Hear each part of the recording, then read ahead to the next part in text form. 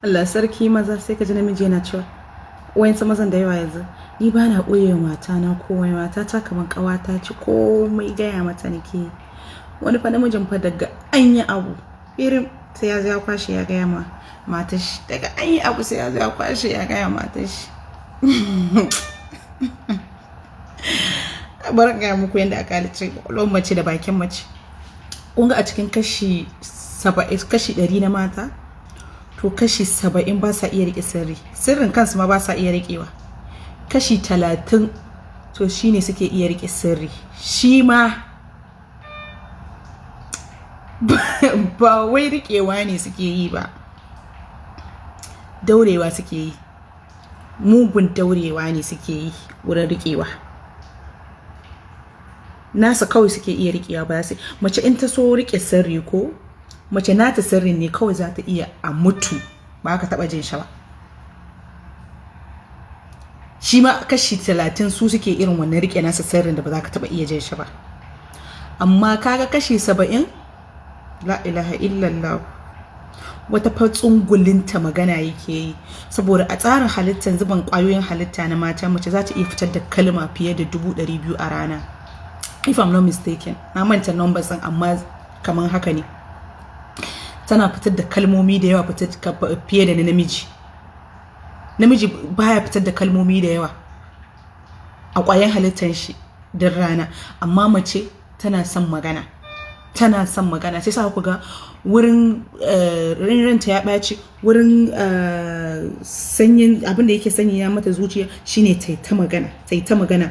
Wata fa zaka ga ta kira ƙawarta ko kuma aminiya ko kuma abokiyar shawaran ta ce wallahi na yi ƙoƙarin in rike amma na kasa rikewa, baki na zafi yake, zuciya na zafi yake, sai na faɗa. Ba laifin matan bane, ba dan ba sa son rike sirrin bane ba, a'a don kwayoyin halittar nan da ce zubin kwayoyin halittar su sai sun yi magana, sai sun faɗa su samu relief.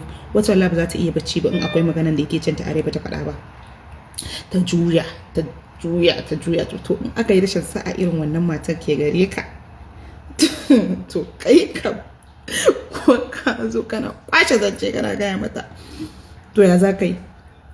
Kuma irin su mind you, irin matan nan masu surutu masu son faɗa, akwai iya ba da shawara, akwai iya warware matsaloli. Yes, irin su IQ ɗinsu is very good, sun iya ba da shawara, sun iya warware matsaloli, amma za ka samu solution kuma za ta je ta ɓata rawan da tsalle. Ita mace fa yanzu za ta yi maka maganin damuwanka, an jima kuma ta dilmiyar da kai cikin damuwan nan.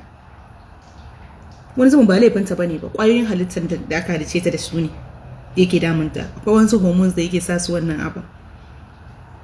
Yawan magana, unnecessary magana, in ba ta fa ba ta yi magana ba kawai hankalinta baya kwanciya, ƙwaƙwalwanta baya resetting. So maza mind you, ba komai bane ake gaya mace. Yawwa, ba komai bane ake gaya mace. Samun ka, kuɗaɗen da kake da shi a banki, wani top sirrin ka, malam rike shi ko zai kashe ka, rike shi kai kadai. La ka gaya mata. Yawwa, in ma za ka gaya mata ya zama na few ones ne wanda bai taka kara ya karya ba. Balantana matan yanzu da kuna rabuwa da su ka shiga ku ka lalace, idan suka dinga yaya ta ka saka wata ba baka rabu da ita ba wallahi ta dinga magana kenan tana faɗa, to balantana kun rabu. So mind you, mata ba su karkir magana ba, sirrin kansu ma ba wai kuma sirrin ku ba fa ku maza a ko kuma gulma a sirrin kanta mace ba ta iya rikewa sai ta faɗa ma wata, kuma wai sai kaga ta ce ki rike min amana. To in ke kin kasa rike mu kanki amanan kanki da kanki kin je kin faɗa mata, to ta ina ita ma tunda mace ce ita ma kuma tana da wannan hormones da yake sa ku wannan surutu, ita ma ba za ta je ta faɗa ba, dole za ta je ta yi magana mana, dole ita ma ta je ta faɗa. Abin yana kaikayinta yana susa ta tana da wannan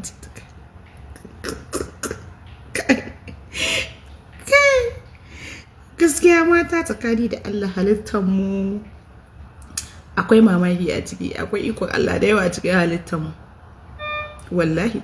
Da daɗin mu da ɗacin mu muke tafe, da daɗin mu da ɗacin mu muke tafe mata.